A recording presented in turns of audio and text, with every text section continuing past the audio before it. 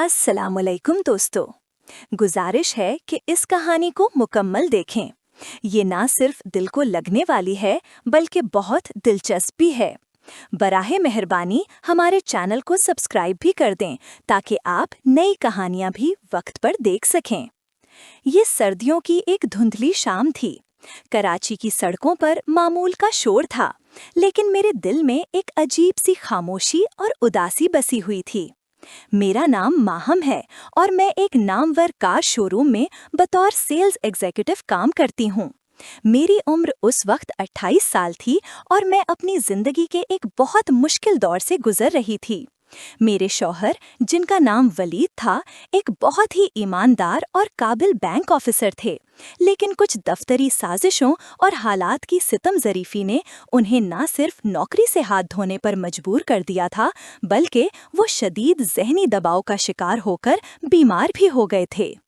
घर की तमाम तर जिम्मेदारियां अब मेरे कंधों पर थीं। वलीद की दवाइयां, घर का किराया और किचन का खर्चा, ये सब मेरे लिए एक पहाड़ जैसा बोझ बन चुका था। मुझे इस शोरूम में नौकरी मिले हुए 6 माह हो चुके थे, लेकिन मैं अभी तक अपना सेल्स टारगेट पूरा करने में मुश्किलात का शिकार थी। शोरूम का मालिक मिस्टर कमाल एक सख्त मिजाज आदमी था और उसने मुझे अल्टीमेटम दे दिया था कि अगर इस महीने मैंने 2 लग्जरी गाड़ियां ना बेची तो मुझे नौकरी से फारिग कर दिया जाएगा। आज महीने की 25 तारीख थी और मेरे हाथ खाली थे। मैं शोरूम के शीशे से बाहर देख रही थी, जहां लोग अपनी अपनी जिंदगियों में मगन थे। तभी शोरूम के दरवाजे पर एक सादा सी टैक्सी रुकी और उसमें से एक उम्र रसीदा शख्स बाहर निकला। उनके कपड़े बहुत सादा थे, सर पर एक पुरानी टोपी और हाथ में एक मामूली सा बैग था। शोरूम में मौजूद बाकी सेल्स स्टाफ ने उन्हें एक नज़र देखा और फिर नज़रअंदाज कर दिया, क्योंकि वो किसी अमीर गाहक की तरह नहीं लग रहे थे। उनका हुलिया देखकर सबको लगा कि ये शायद रास्ता पूछने या वक्त ज़ाया करने आया है। लेकिन मुझे वलीद ने हमेशा सिखाया था कि इंसान की कदर उसके लिबास से नहीं, उसके अखलाक से करनी चाहिए। मैं अपनी जगह से उठी और मुस्कुराते हुए उनके पास गई। अस्सलामुअलैकुम बाबा जी, खुशामदीद। मैं आपकी क्या मदद कर सकती हूँ? मैंने बहुत अदब से पूछा। वो बुजुर्ग, जिनका नाम बाद में मुझे वकार साहब मालूम हुआ, चौंक कर मेरी तरफ देखने लगे। शायद उन्हें तवक्को नहीं थी कि इस चमचमाते शोरूम में कोई उन्हें इतने तपाक से मिलेगा। उनके चेहरे पर एक शफकत भरी मुस्कुराहट आ गई। वालेकुम अस्सलाम बेटी, मैं गाड़ियों के बारे में कुछ मालूमात लेने आया था। क्या तुम मुझे कुछ अच्छी गाड़ियां दिखा सकती हो? जी बिल्कुल, ये मेरा फर्ज है। आइए तशरीफ लाइए। मैं उन्हें साथ लेकर शोरूम के वस्त्र में खड़ी एक शानदार सियाह गाड़ी के पास ले गई। मैंने उन्हें गाड़ी की तमाम खूबियां बताना शुरू की। मैंने नोट किया कि वो बहुत गौर से मेरी बातें सुन रहे थे और बीच बीच में बहुत तकनीकी सवालात भी पूछ रहे थे, जिससे अंदाजा होता था कि वो गाड़ियों के बारे में काफ़ी मालूमात रखते हैं।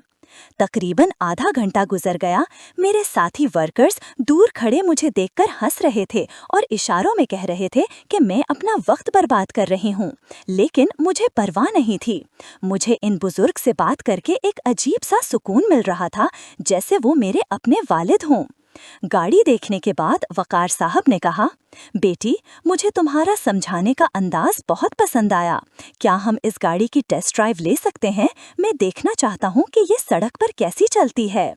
शोरूम के उसूलों के मुताबिक हम किसी भी ग्राहक को टेस्ट ड्राइव करवा सकते थे। मैंने चाबी ली और हम दोनों गाड़ी में बैठ गए। मैं ड्राइविंग सीट पर थी और वकार साहब साथ वाली सीट पर। हम शोरूम से बाहर निकलकर मेन रोड पर आ गए। गाड़ी चलाते हुए वकार साहब ने अचानक मुझसे पूछा, बेटी, तुम्हारे चेहरे पर एक उदासी है। तुम्हारी आंखें बता रही हैं कि तुम किसी गहरी परेशानी में हो। क्या मैं पूछ सकता हूँ कि क्या बात है? उनके लहजे में इतनी अपनायत थी कि मेरा दल भर आया। जो बात मैंने शोरूम में सबसे छुपा रखी थी, वो उनके सामने जुबान पर आ गई। मैंने उन्हें वलीद की बीमारी, उनकी नौकरी छूटने और अपनी नौकरी के खतरे के बारे में सब कुछ बता दिया। मैंने बताया कि किस तरह हम एक एक रुपए के लिए मोहताज हो रहे हैं और अगर ये नौकरी चली गई तो हमारा क्या बनेगा। वकार साहब खामोशी से सुनते रहे। जब मैं खामोश हुई तो उन्होंने गहरा सांस लिया और कहा, बेटी, अल्लाह अपने बंदों को आजमाता है, लेकिन वो कभी तन्हा नहीं छोड़ता। वलीद एक ईमानदार आदमी है, इसीलिए उसे आजमाइश का सामना है। तुम जानती हो, मैं भी कभी बहुत गरीब हुआ करता था। मैंने फुटपाथ पर कपड़ा बेचा है, मेहनत मजदूरी की है, लेकिन मैंने कभी हिम्मत नहीं हारी और ना कभी गलत रास्ता इख्तियार किया। आज अल्लाह का दिया सब कुछ है। उनकी बातें मेरे लिए मरहम का काम कर रही थीं। उन्होंने मुझसे वलीद के बैंकिंग के तजर्बे के बारे में पूछा। मैंने उन्हें बताया कि वलीद ब्रांच मैनेजर थे और उनका रिकॉर्ड इंतहाई शानदार रहा है। बस कुछ लोगों ने उन्हें गलत इल्जामात में फंसा दिया। बातों बातों में हम काफी दूर निकल आए थे। वकार साहब ने कहा, बेटी, गाड़ी तो बहुत शानदार है, चलो अब वापस चलते हैं, मुझे कुछ कागजात पर दस्तखत करने हैं। जब हम वापस शोरूम पहुंचे तो शाम गहरी हो चुकी थी। मैंने गाड़ी पार्क की और हम अंदर आ गए। मैं दिल ही दिल में दुआ कर रही थी कि काश ये बुजुर्ग ये गाड़ी खरीद लें तो मेरा टारगेट का कुछ हिस्सा तो पूरा हो जाएगा।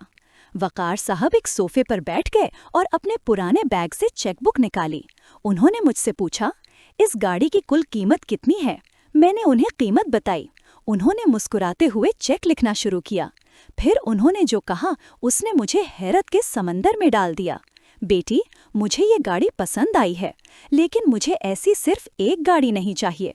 मुझे अपने कंपनी के एग्जीक्यूटिव्स के लिए ऐसी 5 गाड़ियां चाहिए। क्या तुम अभी इंतजाम कर सकती हो? मेरे पैरों तले से जमीन निकल गई। 5 गाड़ियां!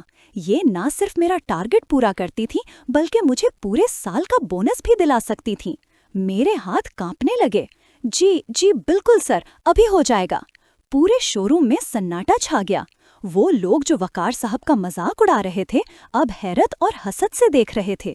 मिस्टर कमाल भी भागते हुए आ गए और खुद वकार साहब को काफी पेश करने लगे, लेकिन वकार साहब ने मिस्टर कमाल को हाथ के इशारे से रोका और मेरी तरफ मुतवज्जा रहे। ये बेटी बहुत मेहनती और बाअखलाक है। इसने जिस तरह मुझे डील किया, इसी वजह से मैं ये सौदा कर रहा हूँ, वरना मैं किसी और शोरूम भी जा सकता था। कागजी कार्रवाई मुकम्मल होने के बाद वकार साहब ने मुझे एक बिजनेस कार्ड दिया। उस पर एक बहुत बड़ी मल्टीनेशनल कंपनी का नाम लिखा था और नीचे लिखा था, वकार अहमद, चेयरमैन। मैं दंग रह गई। ये शहर के सबसे बड़े बिजनेस टाइकून थे। उन्होंने मुझसे कहा, माहम बेटी, कल अपने शौहर वलीद को मेरे ऑफिस भेजना। मुझे अपनी कंपनी के फाइनेंस डिपार्टमेंट के लिए एक ईमानदार और तजुर्बाकार डायरेक्टर की ज़रूरत है। मुझे यकीन है कि जिस शख्स की बीवी इतनी बाहम्मत और मुखलिस है, वो शख्स खुद भी हीरा होगा। मेरी आंखों से आंसू बहने लगे। मुझे यकीन नहीं आ रहा था कि अल्लाह ने मेरी मदद किस शक्ल में भेजी है। मैंने उनका शुक्रिया अदा करना चाहा तो उन्होंने मेरे सर पर हाथ रख दिया। शुक्रिया मेरा नहीं, उस जात का अदा करो जिसने तुम्हारी नीयत साफ रखी।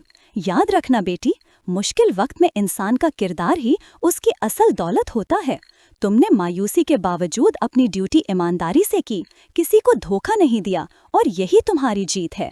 वो चले गए, लेकिन मेरे लिए जिंदगी का एक नया बाब छोड़ गए। मैं घर पहुंची तो वलीद परेशान बैठे थे। मैंने रोते हुए उन्हें सब कुछ बताया। वलीद ने सजदा शुक्र अदा किया। अगले दिन वलीद वकार साहब के दफ्तर गए और उन्हें उनकी काबिलियत की बुनियाद पर फौरन नौकरी मिल गई। हमारी जिंदगी के अंधेरे छट गए थे।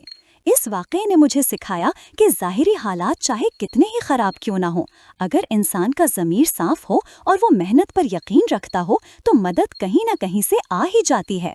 वो शोरूम, वो गाड़ी और वो बुजुर्ग मेरे लिए अल्लाह की रहमत का जरिया बन गए थे, और वो साथी जो ज़ाहिरी हुलिये की बुनियाद पर लोगों को परखते थे, उन्हें भी सबक मिल गया कि इज्जत और रिस्क सिर्फ अल्लाह के हाथ में है।